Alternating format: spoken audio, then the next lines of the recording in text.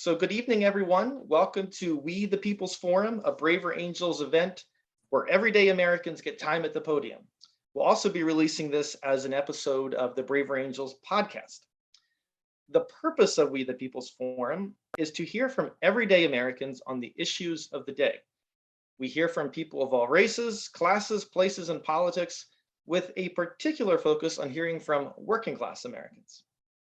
We the People's Forum is brought to you by We the People's Project at Braver Angels. To learn more about We the People's Project, you can visit that website that Apple just chatted, www.braverangels.org/WPP. My name is David Lapp. I'm a co-founder of Braver Angels, director of the We the People's Project at Braver Angels. And our forum tonight is, can we talk about class? Our format is that we'll spend the first half of tonight with our two speakers setting the conversation table. And during the second half, we'll expand the conversation to include everyone. And then during that second half, we want to hear from you all about your own personal experiences of social class. Anyone is also welcome to ask a question of the speakers during that time. Our ground rules for this is taken from the ground rules that are at many of our typical Braver Angels workshop. And there's 4 of them that I want to share with you. And I'm going to share my screen for this. Right. It's first, we're here to understand others and to explain our views, not to convince anyone to change their mind. Second, let's speak for ourselves and not try to represent any outside group. Third, let's stick to the spirit of the activities designed for each stage of the meeting. So for example, if the activity is we're sharing our own personal experiences of the issue or asking a question, that's all we do then, even if it means resisting the urge to expound upon our own opinion. And finally, it's standard stuff we all know: taking turns, not interrupting others, listening to everyone, being respectful, as in no eye rolling or loud sighs when someone is speaking, etc. In other words, bringing our best selves to a difficult conversation. And that's it. So our speakers are Annette Ritter and Len Breslow. And I'll tell you about them. Annette is an active member of the Braver Angels We the People's Project leadership team. She is a community college student graduating this spring. She's an unaffiliated voter and a Steelers fan, married to a Republican-leaning working-class Ravens fan. They live together on 5 acres in rural Western Maryland and share a love of family, motorcycles, and all things steampunk. Len Breslow was a researcher in cognitive psychology. He worked in academia, business, and finance, and also at the Naval Research Laboratory, from which he retired 8 years ago. After retiring, Len did some acting. Alarmed by the bitter divisions in America, he has gotten increasingly involved in Braver Angels, and Len is married, has a daughter, and lives in Chevy Chase, Maryland. Annette and Len, you're no strangers here, but welcome to We the People's Forum. So let's dive into it. Len, let's start with you, and let's talk about your upbringing in terms of class. So tell us about your parents. Were your parents working class or upper middle class or something else? And what was your life like growing up?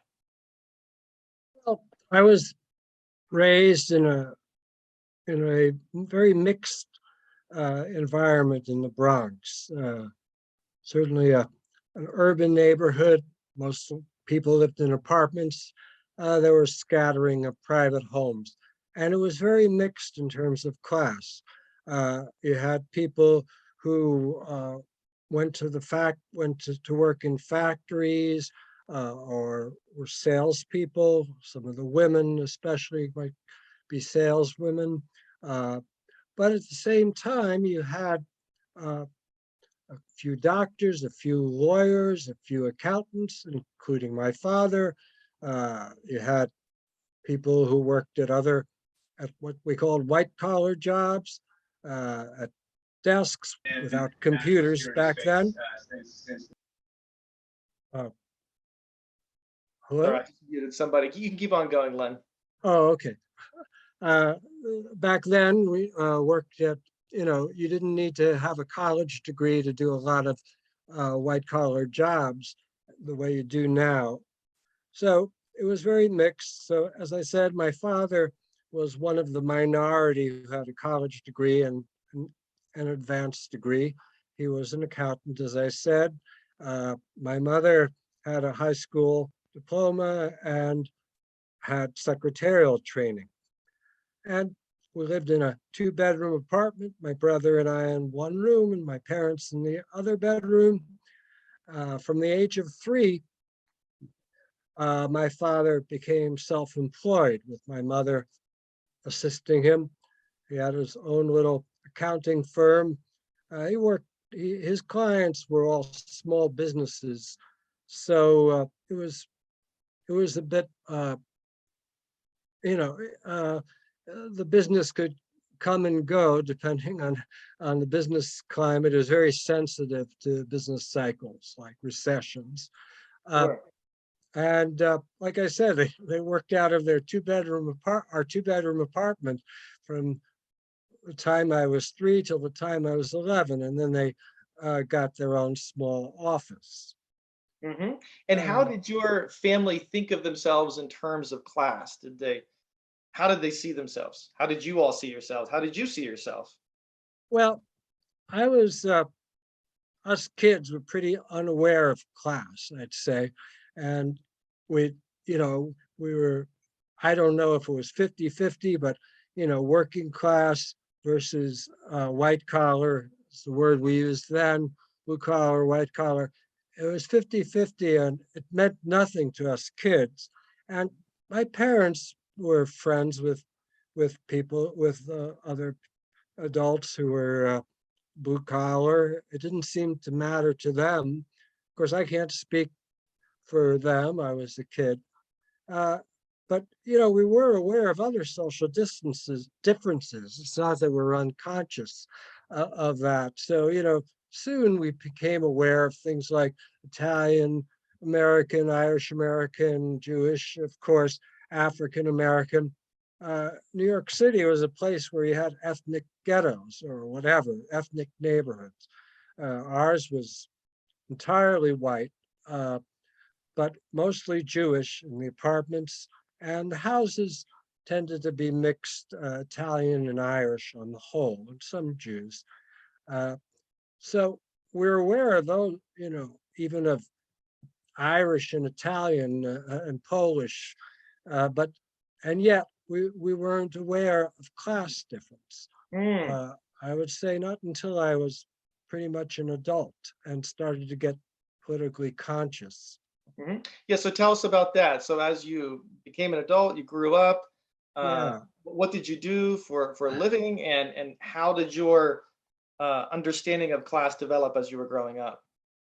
Yeah, well, like most of the kids in my neighborhood, I went to college, so um, I might be unusual. This was the 50s, by the way, late 50s, early 60s, my childhood. And then college was 68.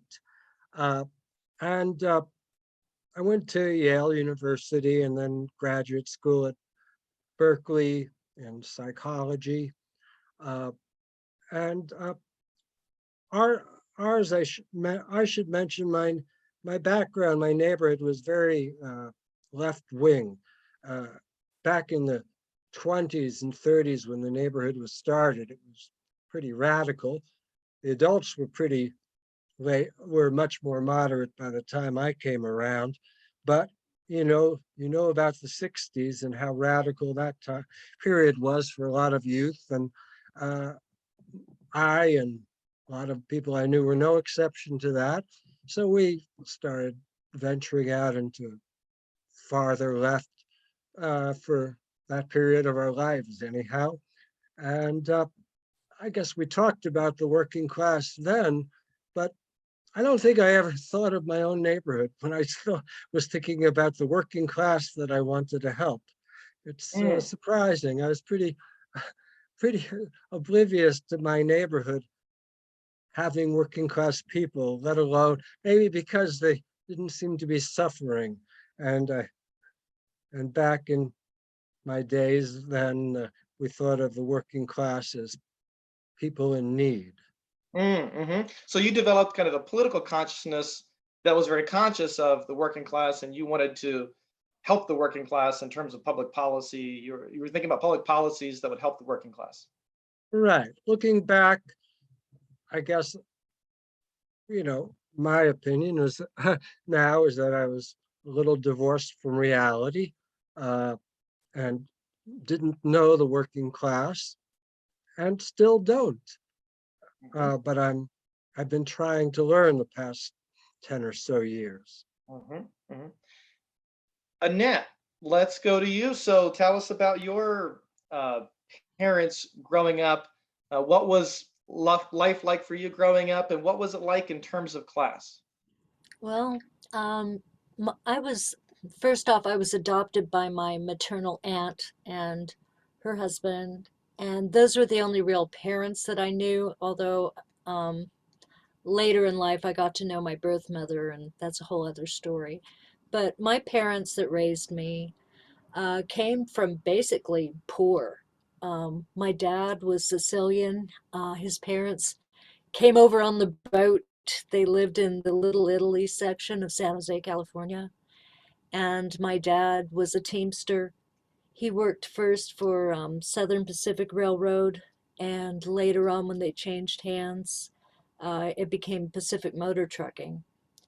And he worked there until he retired. But he never seemed to aspire to higher than the positions he was given. And I don't believe either one of my parents ever achieved high school graduation. I think that, I mean, I know that my mom, she only got about an eighth grade education. She grew up in Oklahoma and, like cotton fields and the whole bit, and moved later on to San Jose where my parents met. And, I mean, she came from more like dirt poor. My dad, not too far above it, but they did have a house, and it was, like I say, in the Little Italy section, and they had their own little social neighborhood thing going on. And I still remember my little 4-foot Nana with her wheels of cheese and pinching her cheeks when we ran in the door. And unfortunately, she died when I was about 7, but her and also my grandfather on that side. I also lost my other grandfather, my mom's dad, at about the same age. So I missed out a lot on having the grandparents And this is in San Jose, in California? San Jose, yeah. And neither one of my grandparents, none of them had an education farther than some grade school either. So they all came from very poor backgrounds Mhm, and not a lot of traditional education. mhm. My mom, she was a very typical stay-at-home mom back in the day. My dad worked, he worked the graveyard shift, and we considered ourselves, I heard the term upper middle class. I think that was kind of stretching it a lot. But we had the 3-bedroom, 2-bath residential house and a car and all that stuff. So I mean we did all right. If they struggle, we didn't live above our means. We didn't use credit cards. My dad was very adamant about paying cash for pretty much everything. I remember him with his 64 Chevy Impala changing the oil in the garage. Very clearly, I remember he, instead of using an oil filter like we do, he changed the filter with a toilet paper roll. Which was really intriguing to me. And I remember that to this day because I mean, you were able to do that. And it was just they had very low education. They had no, everything they worked for, they worked hard for. Mhm. And Um, did you say that you all, to the extent that you talked about class, or you heard your parents talk about class growing up, it was as middle class, did you say? yes. Yeah, it was basically middle class, and it really was. That was during a time which, like Lynn had mentioned, that you didn't have to have the college degree or the higher college degree in particular to make a decent living. You know, if you had a skill, you were able to use that. And really back then, if you were willing to work and work hard, you could make a decent living. Um, my mom, she ironed for what she called pin money. She, and I left home at 14, so you know, that put me into a gypsy class, I suppose. And at 14, of course, I was still growing up. So, um, Yeah, and so as you yeah. grew up and as you became an adult, how did you come to see yourself in terms of class? How did your own consciousness of class develop as you became an adult? Well, um, leaving home at 14 like I did, I kind of grew myself up. Oddly enough, I lived primarily with a lot of college students, university students in Yuma, Arizona, which is where I landed. And that, they were basically like hippie types. And we had a lot of very intellectual conversations and listened to a lot of folk music and rock and just kind of hung out and had these really crazy conversations in the middle of the night, most of the time around some, you know, illegal substances of one sort or another. And, you know, I went to school. I did go to school for a short time and ended up dropping out from ninth grade, the second go around in ninth grade. And it just, I couldn't, I couldn't deal with the social differences. I never felt like I quite belonged. In Mm. Yuma, Arizona, it's right on the border of Mexico. And so, whereas in San Jose, I grew up, it was primarily, well, I can't even, I guess it was mostly white, but we were all middle class working kind of people. There were a whole lot of various shades of brown and black in my neighborhood. You know, I didn't really think about that much. And we all got along. And there were a whole lot of Hispanics in Yuma. And those girls were mean in school. I mean, it could have been very easy for me to carry on a, you know, prejudice because of that, but I never really did. I just kind of thought, okay, fine, you know, I'll not hang around with the mean girls. And so I Mm. didn't. Hmm. Was working class a term that you like as you were became an adult and started working and so forth? Was that a term that you used, or in your childhood was it just Um, middle class? n- when in San Jose, it was middle class is what they considered themselves if they were working class. And at that time, I suppose it was true. That's changed dramatically over the years. But in Yuma, people had jobs, they did well, but they didn't do extremely well. You know what I mean? With educations, whatever. My guardians, one worked for the health department in Baltimore. Well, not in Baltimore, that was later, but he worked for the health department in Arizona. And Nancy, I think she was a journalist at a newspaper. These And were your my adopted parents, guardians, your my guardians. guardians. Okay. Yeah, when I left home, I got guardians. And Hmm. So then Annette, tell us, so how, going straight to today, mhm. how would you how do you see yourself? What do you call yourself, and how do you see yourself in terms of class? Or is that even a way that you think about it? You know, class has gotten so convoluted over the years. I don't know what the heck to call it. I mean, honestly, there used to be, now it's been more like working poor is how a lot of us refer to ourselves because we're taxed so heavily.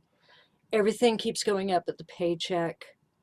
Um, it's just such a struggle anymore to even maintain anything. You know, I feel very fortunate that I've gotten up to working poor status, you know what I mean? And maybe a little bit above, which is a lot higher than I've ever been financially in my entire life. And I never really considered class until I started looking for a job about 10 years ago. and things had changed so much in what my skills were, what my education was. I had an associate's degree. It's just not enough anymore. They don't want skills. They don't want people that are hard workers. They don't want a working class. They want somebody that's got paperwork to back up their perceived intelligence and their perceived worth. It's, They I want a don't know college. what we are anymore. Hmm? You found that employers want is a college degree. Yes, but not just a college degree, not just some college. They want bachelor's and above, which effectively knocks out people at lower income because we can't afford that kind of education. We're too busy working. Yeah, So that's something that you noticed in the last 10 years or so as you were out looking for jobs. It's not something that you observed growing up in your San no, Jose neighborhood where everyone was just kind of middle class and regardless of there were lots of job right. opportunities available, good job opportunities available. Yes. Yeah. People are a lot happier. I mean, it's not, it was just a lot different in expectations and trying so hard, and our parents trying so hard to give us more than what they had. It just kind of, we screwed ourselves over that way, I think, Mhm. because then everybody's just striving for more education, and it's not quality. It's just paper sometimes, Mm. you know? Lynn, how today, how do you view yourself today in terms of class? How do you see yourself in terms of class? Well, I see myself as upper middle class. Uh, I'm I have a PhD. Uh, I was a civil servant, federal employee. So there's a limit to how much money you can make that way, but still, definitely a comfortable income. And now I live in a neighborhood that's all upper middle class, uniform. I grew up in a neighborhood that was very mixed. On the way here, I lived in mixed neighborhoods, really up until coming here, but that was 26 years ago. It was the first time I owned a home.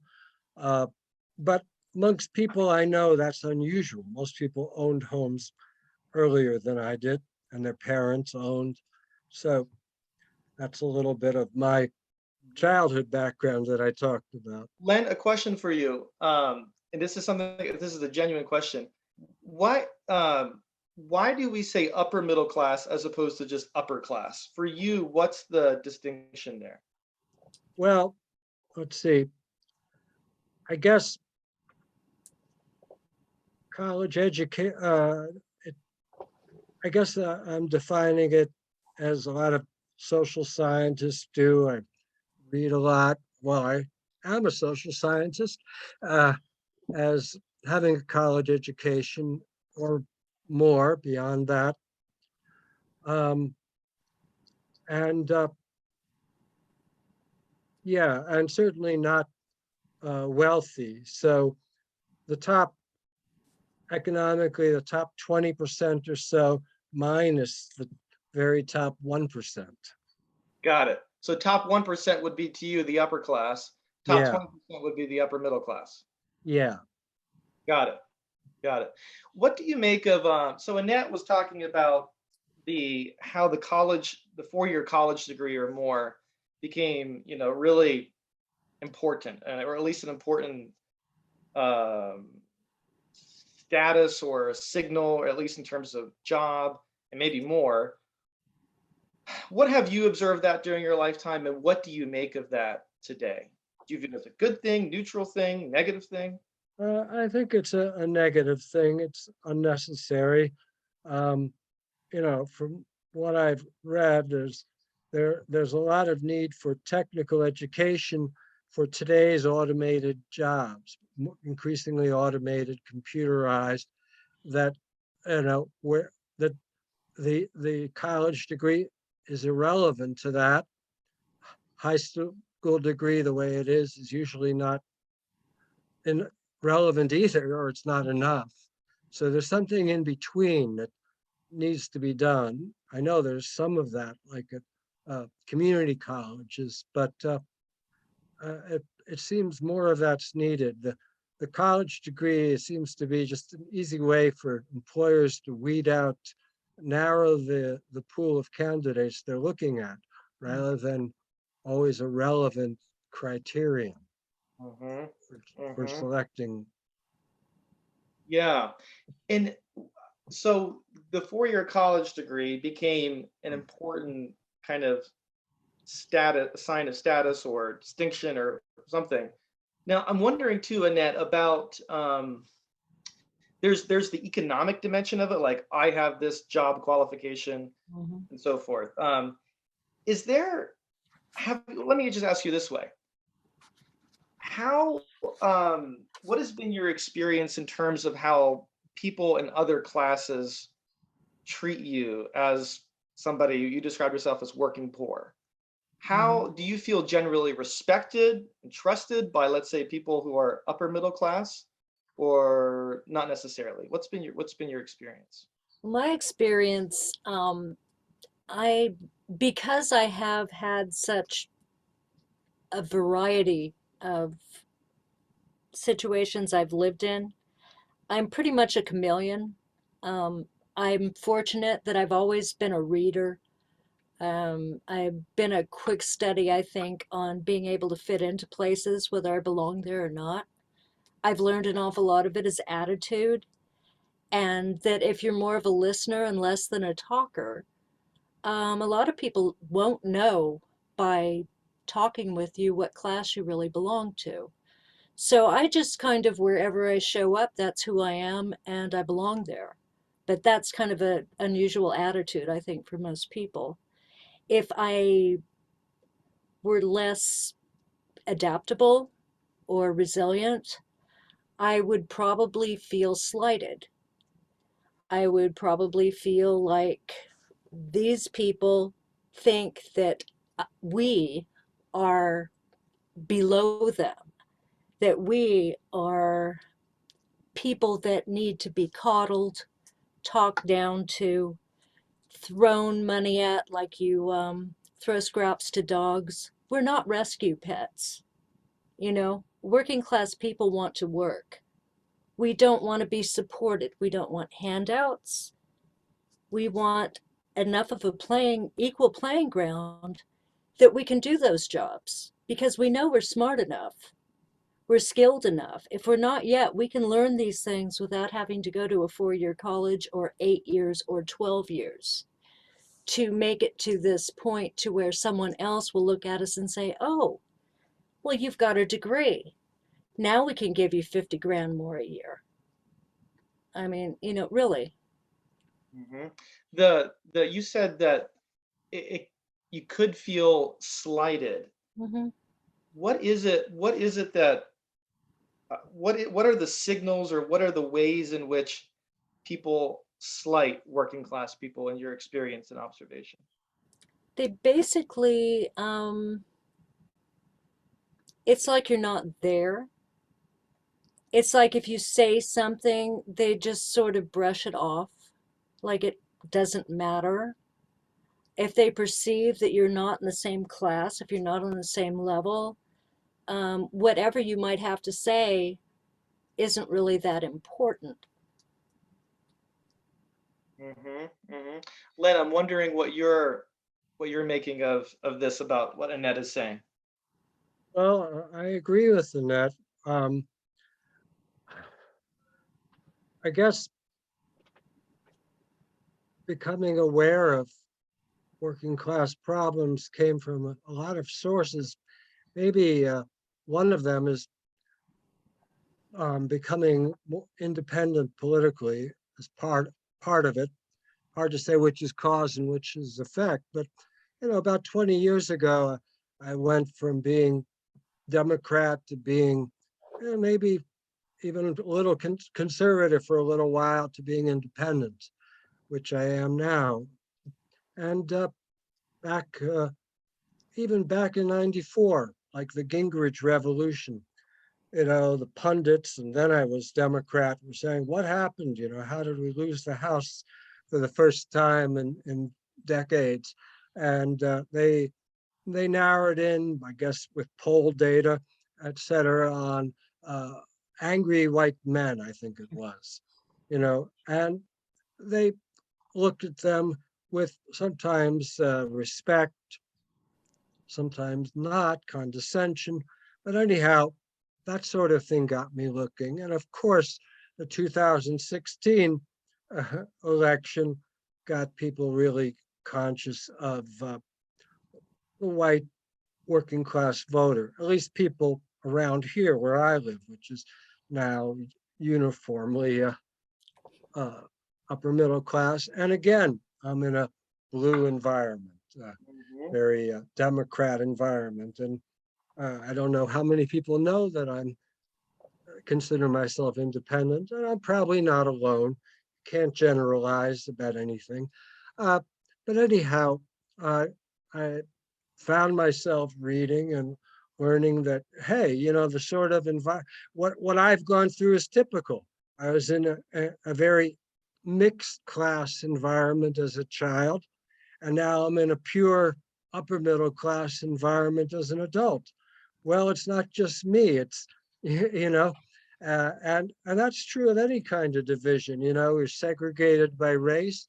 Well, you don't know each other. You can be distrustful of each other and are.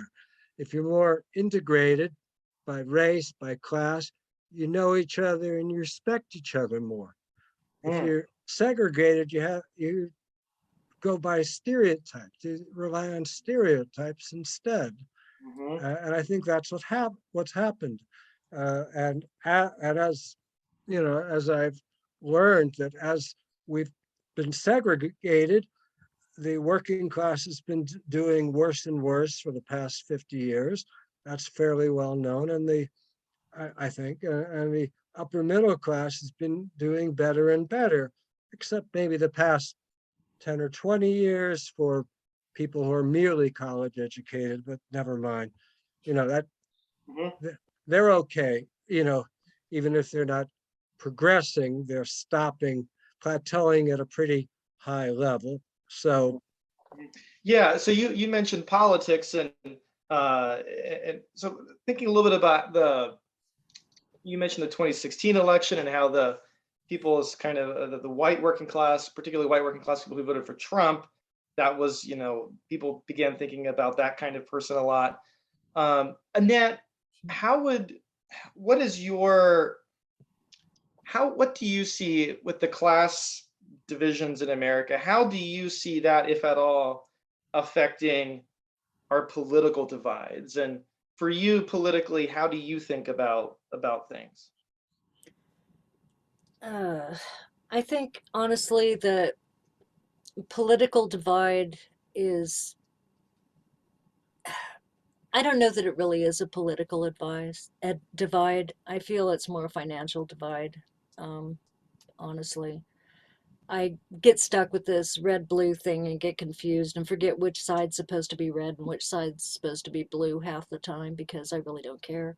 But I just, I found throughout life that it's not so much, it comes down to money.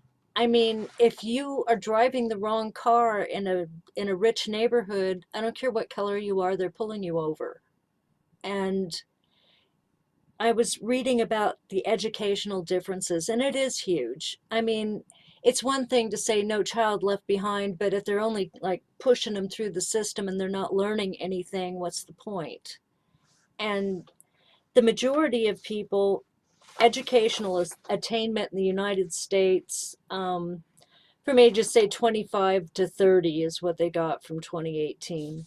Most 92.9% had at least a high school diploma or GED. That's a majority, okay? Some college, they put at about 66%. That's a good portion have some college. Now, that could be trade school, that could be, you know, CE credits, who knows.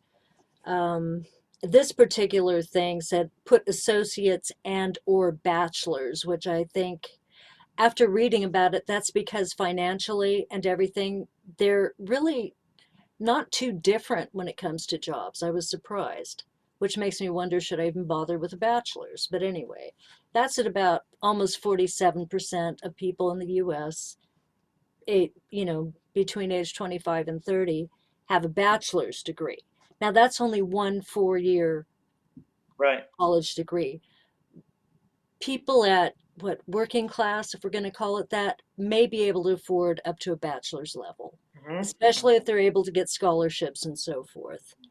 And they do get more money than you would with just some college or high school, but not as dramatically as you would think. Now, the big change comes with the 9% of people who have a master's and or doctorate or professional degree. 9% of these same people have attained that much education. They are the ones, along with the doctorates or professional degrees, at 2% and doctorates at 1.12% of the population in the US, who are really making the big money. And you tell me, at the cost of college, who's getting those degrees that is paying out so much money? You know what I mean? It all plays into politics. Because by keeping people from learning more, from attaining a higher education because of their finances, they keep them from making more. They still knock us out of the job market in today's You society. you think that you question whether the big divide is really a political divide. A lot of people think that, right? A lot of people think that Yeah, I know. the main divides in America today is between reds and blues or conservatives and progressives. You're saying, no, I really think that there's a financial divide here. I do. And everybody else is playing on that divide. The Republicans, the Democrats that are in high offices, they're rich. I mean, come on, let's get real. They've got money. Do they really give a shit? I don't think so, excuse my French, but it's just, they throw it here, they throw it there, they write in little clauses so they get a raise, or they get this little thing that they really like that they make money on, and they make a great big deal about cutting a ribbon for something that helps the poor. And oh wow, we really care. If you really care, help the people, don't just talk about it.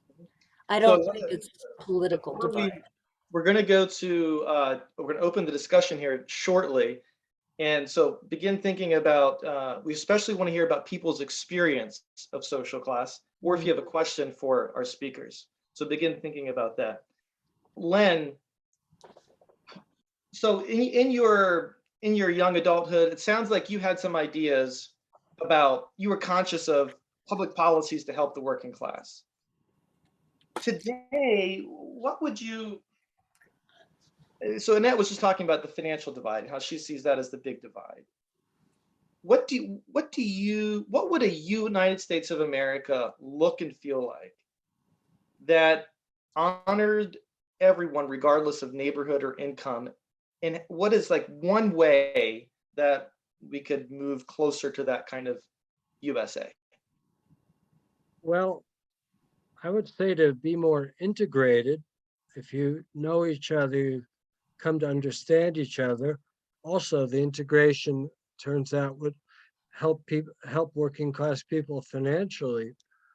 So you have these zoning laws that people in that my area and areas like mine have, that restrict housing to single family housing, and re, and restrict disallow apartment buildings. So you keep out working class people. And these are areas that have a lot of job opportunities. And, reading economists, apparently this could, be getting rid of a lot of these zoning laws could substantially increase the income of working class people, and in fact of the country, the GDP, uh, from what I've read. So more neighborhoods like the one that you grew up in. Yeah, yeah, Mhm, yeah. I mean, it was like a village, even mhm, though it's in the Bronx. It's not mhm. what you'd expect, but Annette, I'm wondering for you, what are some ideas that come to mind, or ways that we could better get to, a country where there's not this financial divide that you're talking about? Well, I do think that they need to, raise the wages, but not just here. You're making $15 an hour flipping burgers at Walmart. And meanwhile, you over in the office has been doing this job for 20 years, is only making 16, but that's just tough. It needs to be leveled out somehow or another. I don't know how. I just know that we need to feel like working people need to feel like they're worth something, worth more than just sitting somewhere, just doing this thing and not being appreciated for what they do. And it's just so uneven anymore that someone who sits at a desk and tells people what to do, and sometimes not very well, can be making an exorbitant amount of money, paying his or her people so much less. And we I hate to think that finances are what our value is based on, because they're really not, but that's the way it feels. And people always feel better when you earn something rather than when you're just given. Anybody that's ever had a kid and given them whatever they wanted, well, I think we mostly know how that turns out. If you're raised or raise someone who respects the process, and who actually works for things, earns things, and learns what it's like to give and take. um, we've just come so far away from that. People are disassociated from each other so badly. I mean, the divide's just so huge. I'm not quite sure how to fix that. Mm-hmm. Well, let's open this conversation up. So I'm going to invite people to, particularly if you have a direct experience. I mean, we all have, this is probably all of us, but if you have a direct experience about social class that you want to share, whether it's working class or middle class or upper middle class or something else, please join the conversation and take up to 3 minutes to share your experience. And please do stick to sharing your experience, because we find that it's our experiences that tend to be the most depolarizing, enlightening, and interesting. But anyone is also welcome to ask a question of our two speakers, Len and Annette. So any experiences about social class you want to share, or any question that you want to ask. Now, for the questions, I do want to invite you to think about this. 4 elements of a good question. This is something we cover in one of our Braver Angels workshop. 1, it's not a gotcha question. Second, you want to learn something about someone else versus wanting the other person to learn from your question. You want to learn something about the other person. Third, it's a question that they can actually answer. And finally, it's straightforward. It doesn't carry an assumption that they might dispute. So I invite you to think about those elements of a good question if you're asking a question. All right, so I see Barb's hand is up. Barb, and go ahead. And do you have a comment or a question, Barb? This is a comment about when I first experienced people ignoring me for my class. I was raised on a farm in Iowa, and I went to the summer to a wealthy suburb to be a nanny, mother's helper. And we went to the country club about every day, and none of the kids there would talk to me. So I finally asked the mother, why won't they talk to me? Well, you don't understand, you're the help. They're old money, and they barely even talk to us. We're new money. And I had never experienced that before. It was pretty astounding to me. And what you said, Rita, really resonated with me about pretending like you don't exist. Thank you for sharing, Barb. Richard. Yes, I grew up on a blue collar block of about 30 families. And every single person on that block, from a single wage earner, had enough to go on vacation every year, had enough to go to the baseball game, the basketball game. We had enough to go to Disneyland. We had enough. enough to go to Knott's Berry Farm because I grew up in Southern California. And basically people in blue collar, because unions were strong, were making a living wage. They weren't making a great wage where you'd become rich, but we were all making a living wage. And we all had health care, we all had vision care, we all had dental care. It was a completely different world than people experience today who are blue collar. And it's a shame, it's a rotten shame. And the way to fix it, in my opinion, and the only way to fix it, is to have a guaranteed living wage, not a minimum wage, not raise the minimum wage, but we need a guaranteed living wage. And that's the way it should be across the board in America. I don't care what you do. If you work 40 hours, if you're willing to work your 40 hours, you should get at least a living wage, which is determined by the county you live in. Some counties, living wage is higher than other counties. Thank you, Richard. Dan. Okay, so my grandparents, all four of them, were what I consider to be lower class, working class, whatever you. I have a problem with working class, but I'll get to that. My grandfather, one grandfather, was a fruit peddler. His wife did not work; she was a housewife. She did work, but as a housewife. My other grandparents also were just laborers, etc. Women generally did not work, and the men labored. My parents, my father did not have a degree, worked long hours, etc., joined the government, became an engineer, not through education, but through work. You can't do that anymore. My mother was educated. She had a degree, and she was a teacher, and she took college credits up until she was 90 years old. I have a degree. I actually have 4 degrees, including a PhD. When I was working for money for the government, I used to work an average of 12 hours a day, 5, 6, sometimes 7 days a week. So I guess that makes me working class. Even though I had a PhD, and even though I worked in an office, although I was under gunfire a few times, and I was in the Pentagon when it got bombed. So I have a problem with working class because it implies that people who work in the office don't work. People who have a degree don't work. Only people who work with their hands or outside of an office are the workers. So we do have some significant class differences in all directions, A lot of our richest people in the country, billionaires, don't have a degree.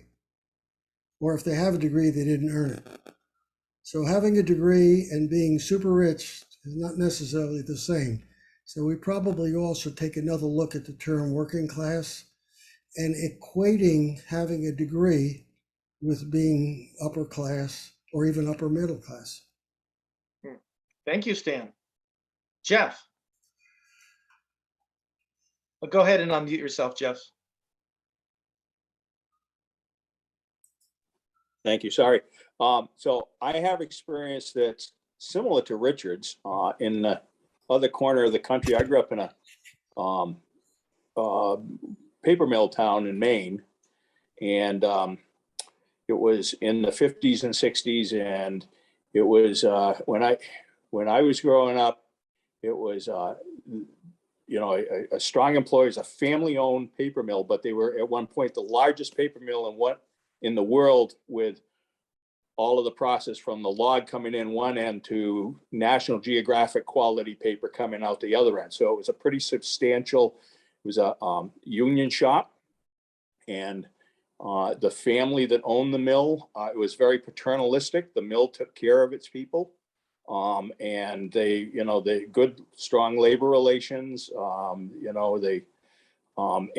it was generational employment, so that and it was it provided the ladder for a lot of people. It was I grew up in a white collar family in a blue collar town, but we didn't really think too much, the differentiation wasn't really about class. It was more, there are a lot of, French Canadians and Italians, a very, very big ethnic mix in the town, but, people got along, and it was the ladder that paper mill employment was the ladder to middle class, to, so that, parents could work hard, people would work hard and provide more opportunity to their children to have a better life than they had, and so forth. A year ago, I read a book called Milltown, and it was written about my hometown. Yeah. And what the corporations have done that have come, the family sold in the 70s to Ethel Corporation, which was the first step in a long decline, and the disintegration of the middle class in Rumford, and cause of a lot of labor strife, and it's just been nasty ever since. And this book really brought home, and I'm sorry, is it Annette's? Yes, Annette's point that this is really, this whole quagmire that we find ourselves in is really less about politics and more about income equity. And you're seeing, as the source of our polarization is this, and it's the decline of the middle class. And I agree with some of the thoughts that I've heard about. Take about 10 more seconds, Jeff. How we fix this, but my thesis would be that corporations need to remember that they have a social responsibility, and as do we as individuals, that we have responsibility for one another. Thank you. Thank you, Jeff. Rita Chisholm. Go ahead and unmute yourself, Rita. Thank you, David. Now, if I start to cut out, just tell me and I'll just mute myself. My experience with class is a little bit different. I grew up, my mother was, my father met my mother in Italy in 1957. She ended up, he was the first man she had ever slept with. She ended up pregnant, and my father was a poor Mississippi boy. So she was not, she's pro-life, so she was determined to have me one way or the other.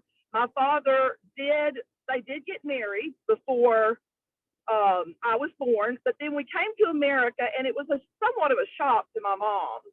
Because, that's something that I wanted to point out about different areas of the country. The culture in even different states, or, we've got cultural differences in different states. My dad was a hardworking man. He was a teamster like Annette's father, but we always had food on our table. We lived in a mobile home the majority of our growing up life. We rented for a period of time, and then as the family grew, they bought a mobile home, and my mom was a stay-at-home mom, so she really made it a loving and warm home. Well, in our home, what we were taught about others was that we were all God's children. We were, there aren't people that are better than others, blah, blah, blah. But my experience with class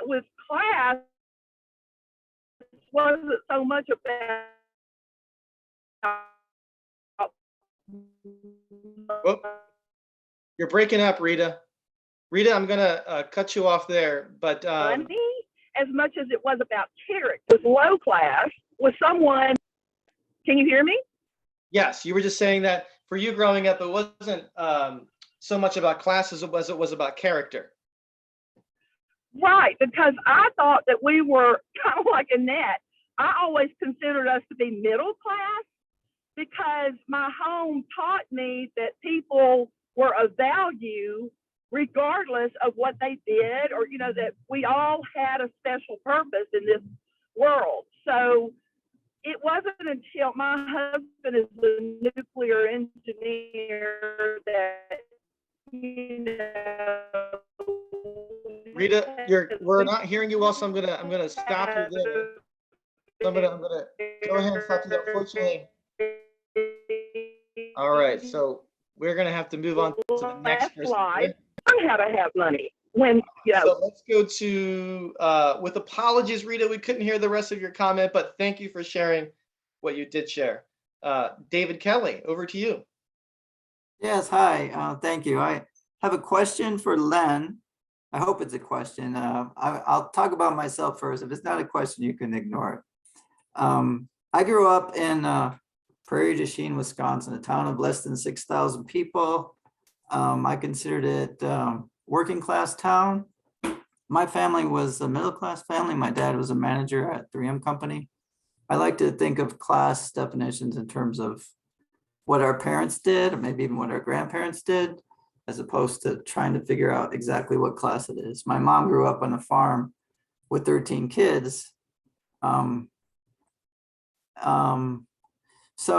question, what happened for me was, I guess I sort of became arrogant. It felt like when I was a kid, like I think I was judging other kids mostly in school, like they didn't seem to be trying real hard. And I was considered smart. And in my family, there were 3 other siblings, and it seemed to be expected that we would go to college. I think that is sort of a middle class definition. I have a master's degree in electrical engineering. And so I guess my question is around, now I live in Denver, Colorado, and when I took a job at a tech company, I hated the suburbs. I didn't want to live in the suburbs. I kind of even don't like hanging out with middle class people. I want a lot of diversity around me. I mean, I grew up in a town that was pretty much all white and mostly Catholic, actually. I think I didn't know any Jews. I didn't until I went to college, and I met a few, and as well as people of color. So now I want to live near downtown Denver in a pretty diverse neighborhood and diverse building, both racially and economically. But I still have a hard time connecting with working class people, even though, I've had a girlfriend for 5 years who was raised poor and working class. And I would define owning class as someone who has unearned income. And those of us in the middle class, I would say, are also part of the working class because we're working for someone else's profit, even though middle class people have quite a bit, I would say, easier jobs physically. So my question for Len is I think you said that you live in a upper middle class neighborhood, and you were raised differently. So I wanted the opposite of what I grew up in. I want to be around the diversity now, even though I'm solidly middle class. So how does someone decide that they want to be around people just like them, as opposed to in a more diverse place? Thank you. Good question. Do we decide? I guess we do. Life gets overtaken by events, as they say. So it's sort of a role we play, to be honest, without thinking. If you get a PhD and you get married and your wife has a certain education, I guess you do it without thinking. To be honest, I wasn't looking for a certain class of people, and it only later occurred to me, hey, these people are all, upper middle class. Of course, in the DC area, houses are expensive, so we want to live in a nearby suburb, and so that's more expensive. And I worked in DC, so I didn't want to commute so far. And then you realize one day that, hey, I'm in a pretty homogeneous neighborhood, and I never planned that, to be honest. Good question, and thank you for your response, Len. Luke Phillips. This is a question for Annette specifically. Oh, sorry, I accidentally muted you. There you go, Luke. Go ahead. Frankly, muting me is usually a prudent policy, David, if you haven't figured it out yet. So my question is for Annette. And Annette, I was wondering, do you think there are ways that elites should act? And are there any examples that come to mind of elites in our lifetime acting in better ways than the elites that you've often seen acting? And I say elite both in terms of like the people who govern the country, but also even in terms of just the people who happen to have a lot of higher education and make a lot more money than other people and maybe don't usually admit that they're elites. So what are your thoughts on that? First off, I think that if they have to act, that's the first thing wrong. You know, if people come authentically to a conversation, I think that's one of the biggest things.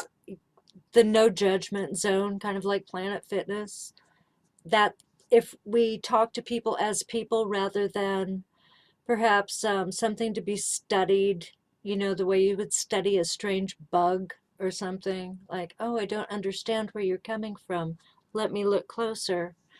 And if we just have conversations with each other, much like Lynn and I did prior to this, and just ask the hard questions. What are you curious about? Don't kind of on both sides, getting rid of the assumptions, I think is extremely important because I mean, I've also maybe made sweeping generalizations, which I don't really mean. I don't think that people are here and people are there just because of education or finances.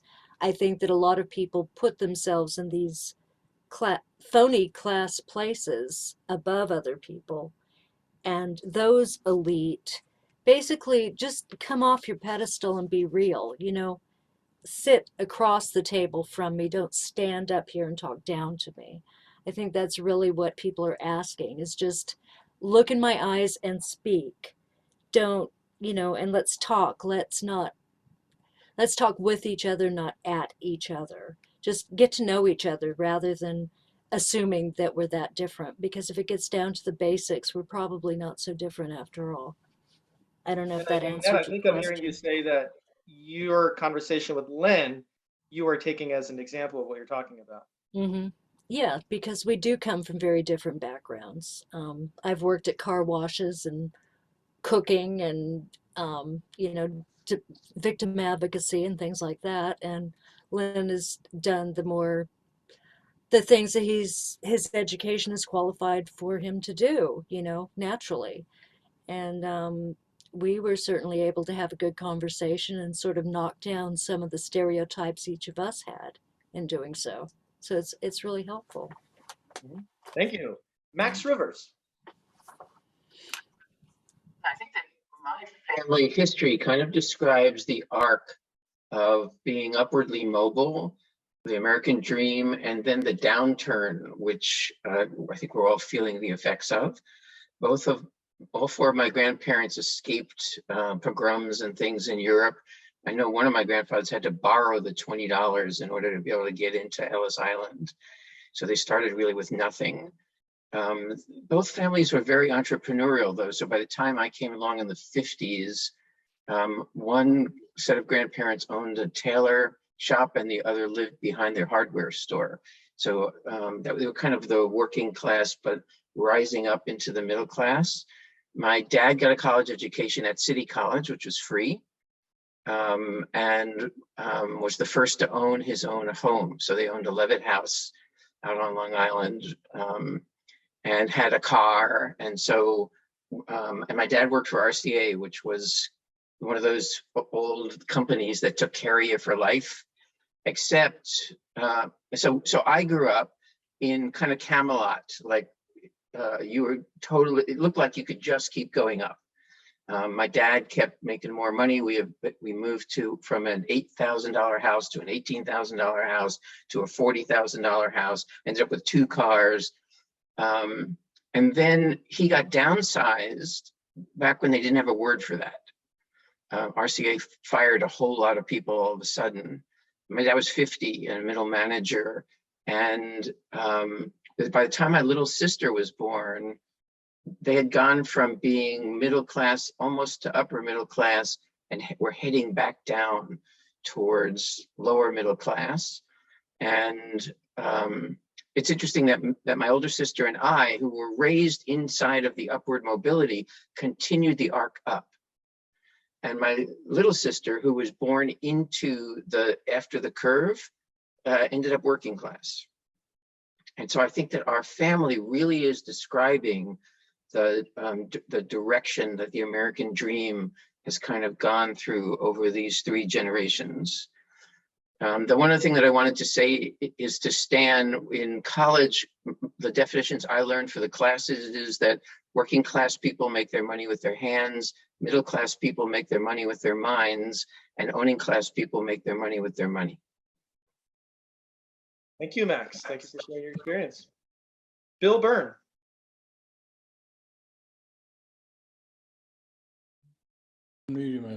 Thank you. I just been listening to these comments, and there's so many similarities of my own background. This when Max mentioned they grew up in Levittown, my father was the beneficiary of the GI Bill and grew up in Brooklyn and moved to Levittown. And I consider, when we moved from Levittown to Westbury, and I consider myself very middle class, sort of building toward the upper middle class, was well educated. I've got a law degree, but I moved from the suburbs of New York to West Virginia when I was about 22, and lived in West Virginia my whole life and practiced law there. And I practiced mostly among people, not corporations or not big businesses, small business people and individuals. And what I was struck by in my own experience was, and it didn't really affect us because we did just fine, is that the economy changed, as Max was pointing out. Unions became, fewer union workers in West Virginia was a classic example of the downturn in West Virginia. When I first went to West Virginia, everybody was a union coal miner, everybody could go on vacation, everybody had healthcare, everybody saved money, it was a very comfortable, it was a very nice life, and a very proud life, a lot of pride in that.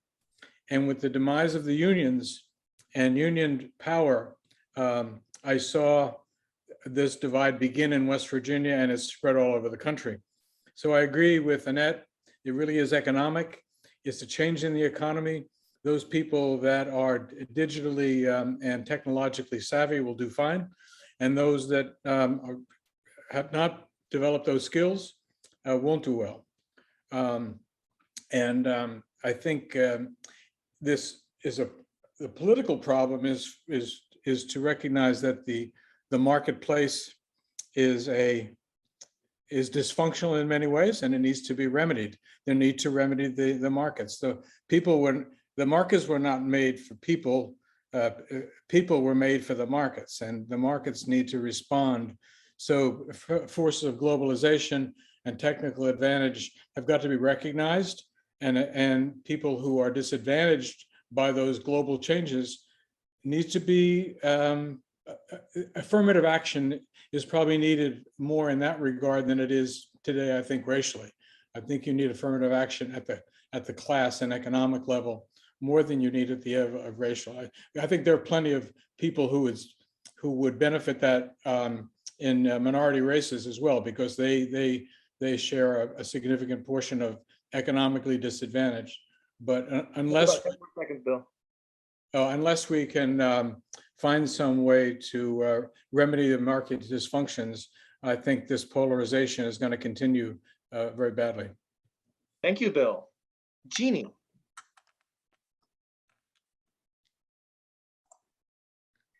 Can everybody hear me? Yes, loud and clear. Okay, good. Let me start by saying that this is actually my first Braver Angels ever. So I'm going to take a stab at this.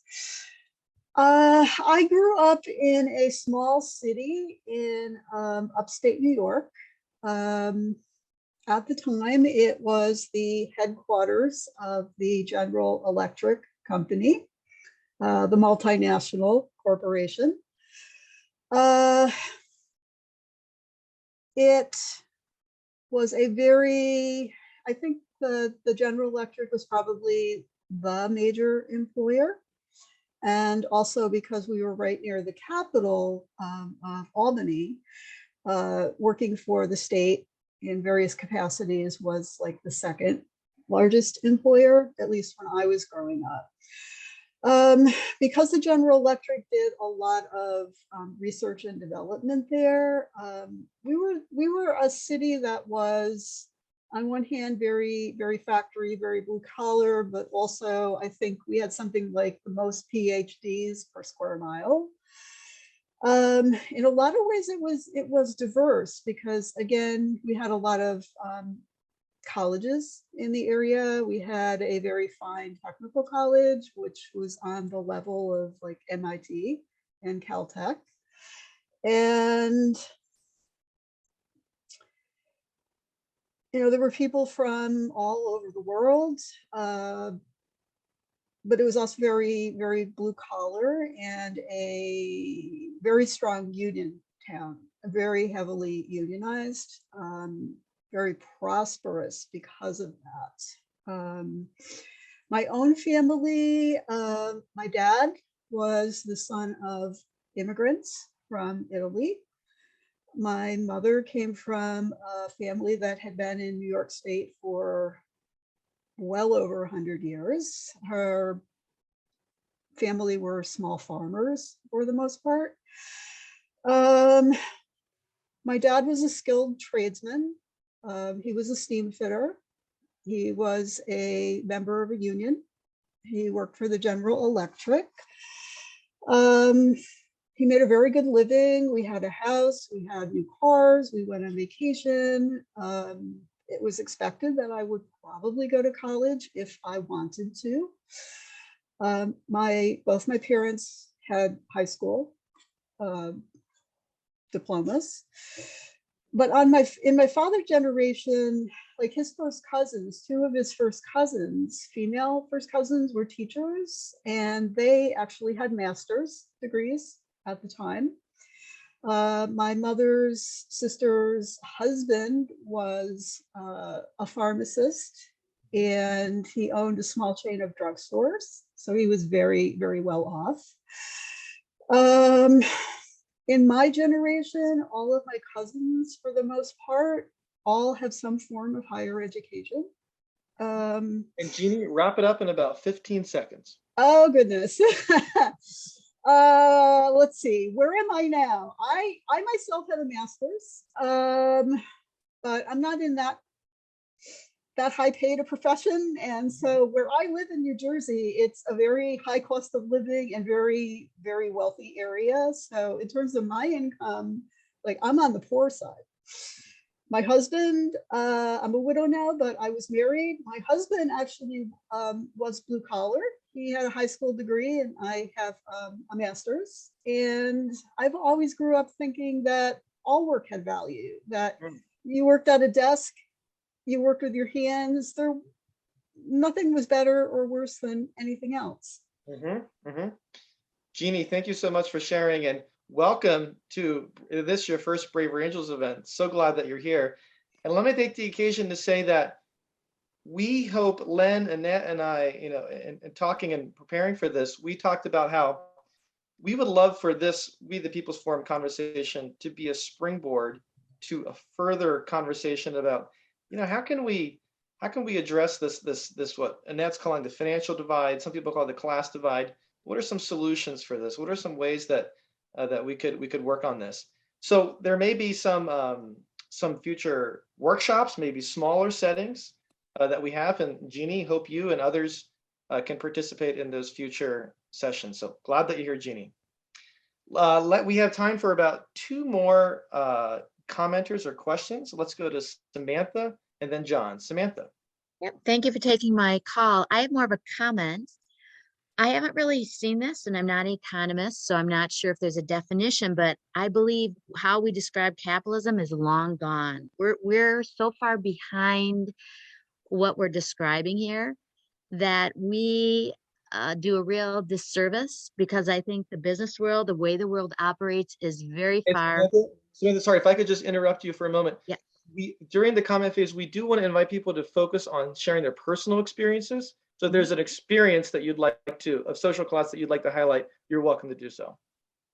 Yeah, then I'll pass. But for future discussion, I think if Brave Angels could do something about, it's not even capitalism 2.0. I mean, it is a totally different framework. And I haven't heard a discussion anywhere that discusses, what we're talking about is sort of, that doesn't exist anymore at all. I mean, even if you have like an experience with younger kids, they like to tell you what you hear. We may define that as sort of lying, but they will tell you what you want to hear because they know that really they're not accountable to you.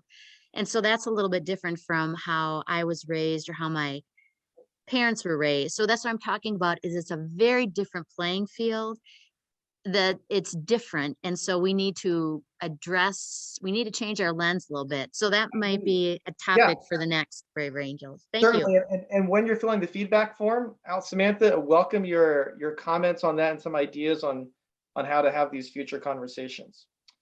John, you get the last word here. Okay, thank you. I've got 2 questions for the presenters tonight. First of all, thank you very much. Both the presenters and everybody else who's talked, it's been very educational and I've appreciated it. And I'll violate a little bit of it. I'm going to kind of make, it's a question with a little bit of a statement behind it, looking to see if there's agreement on it. But I truly am looking to see if their thoughts on it. Both of you talked about it, and many of the other people did too, of the way, myself included, as kids, all the classes were together. There wasn't a differentiation between it, etc. How much of that, I've read this and I've also experienced, is the breakdown of having communities of families together, places of worship, various social clubs, the Shriners, the Lions, etc., and volunteer opportunities. I'm tied into some of those, and I see massive variance in the income levels and professional levels and everything else of people, and yet we're all tied together. So that's question 1. And the second one is perhaps a little bit more toward you, Annette. Would you agree that there's a basic need for people to have opportunities to advance themselves? That's kind of a fundamental thing that we have to have. And I'll wait for your answers. Thank you. Go ahead, Annette, and if you want to take that right away, and then Len and Annette, you can weigh in on other question. Go ahead, Annette. Yeah, I do agree that the basic need for people people generally want to learn, we want to learn. So that is a real need, and so I guess you said a need for education, was that right? A need for opportunities to advance yourself. Opportunities to advance. Okay, sort of the same thing. Yeah, I do. That's where the idea of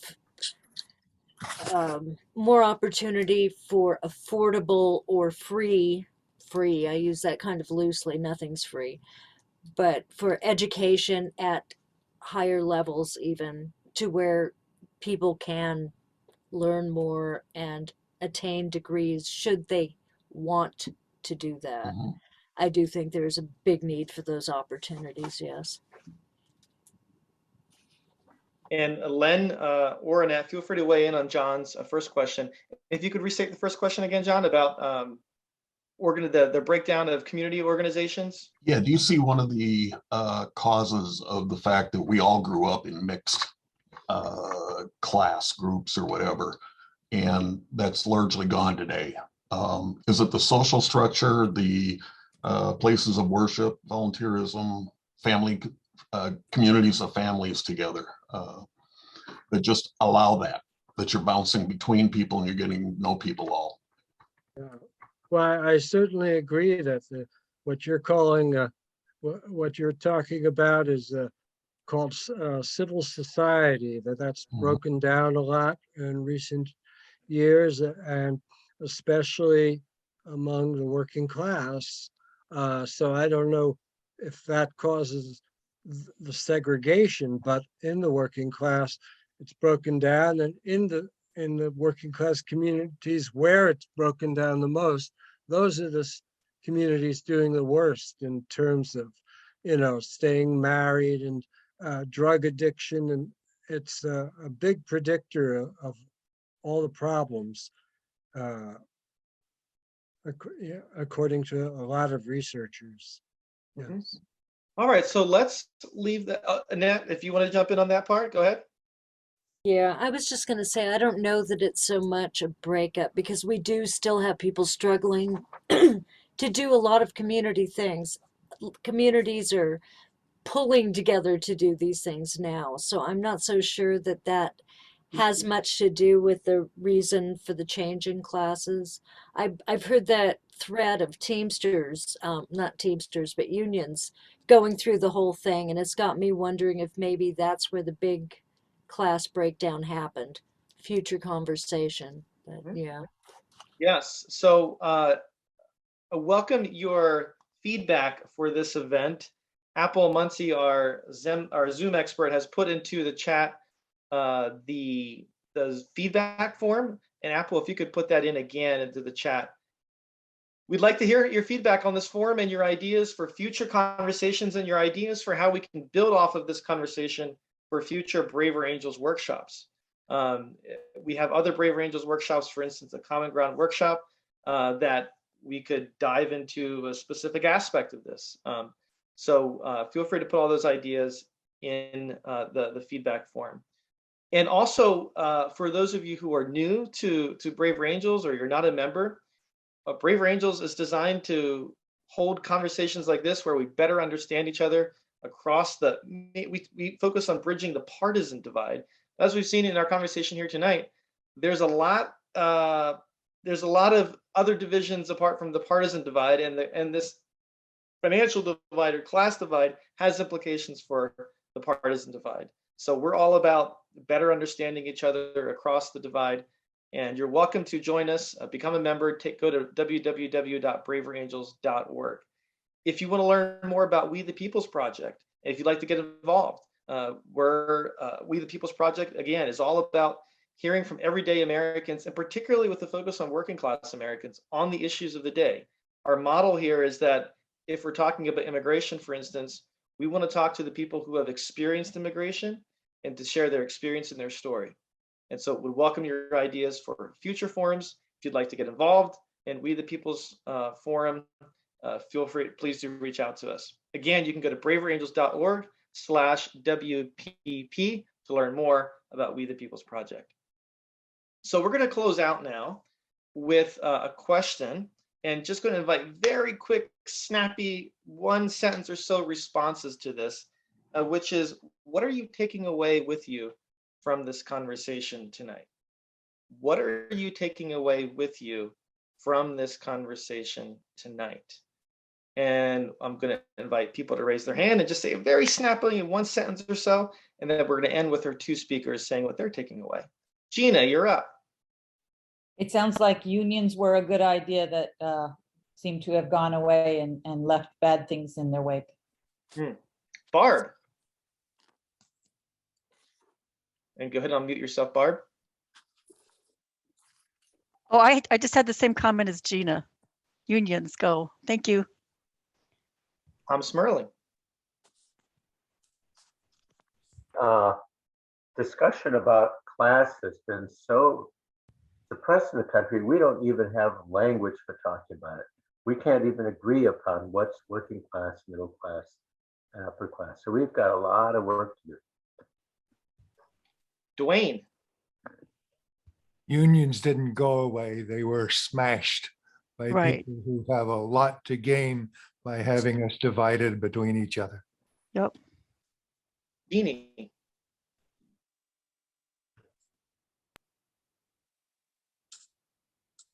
Unions and some form of universal health care. Richard. I think Len's comment about eliminating the single family home housing is crucial, because I think the segregation that is caused by that is what makes it difficult for people to interact with each other. So I think that's critical, and I totally agree with the need for universal health care. Thank you. Richard Aberdeen. Yeah, I likewise agree. We need strong unions and universal health care. And actually, a lot of people are unaware that some nations in Europe, like particularly, I think it's Denmark, don't have unions. And the reason they don't is they have a living wage. And if we had a guaranteed living wage, we wouldn't need unions. The reason we need them is because we don't have a guaranteed living wage. Yep. Stacy, what are you taking away from this conversation? Great conversation. Thanks, everybody. I would love to have more conversation on this specifically. I actually disagree that financially that is our biggest divide. So I would actually like to talk more about it at another time. Yes, well taken. Thank you. David Kelly. Oh, I just want to appreciate that Braver Angels puts an emphasis on listening to the more oppressed groups, whether it's working class or immigrants, for example. Jeff Hill.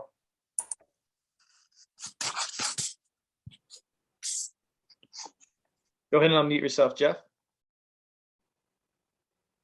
Sorry. Yes. So I agree that we need a resurgence of unions, but unions shot themselves in the foot. And what we really need is a reset in the relationship, the mutual relationship between unions and organizations that employ unions. David Kelly, and then we're going to go to our speakers. David Kelly. Go ahead and unmute yourself. I already spoke. Thanks. Oh, I'm sorry about that. Len, what are you taking away with you from this conversation?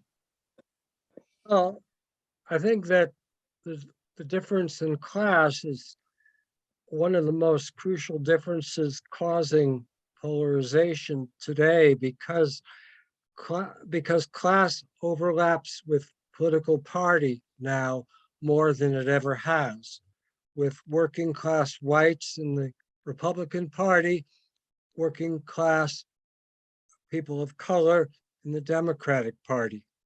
So that wasn't always the case, especially in the case of working class whites. It used to be much more mixed.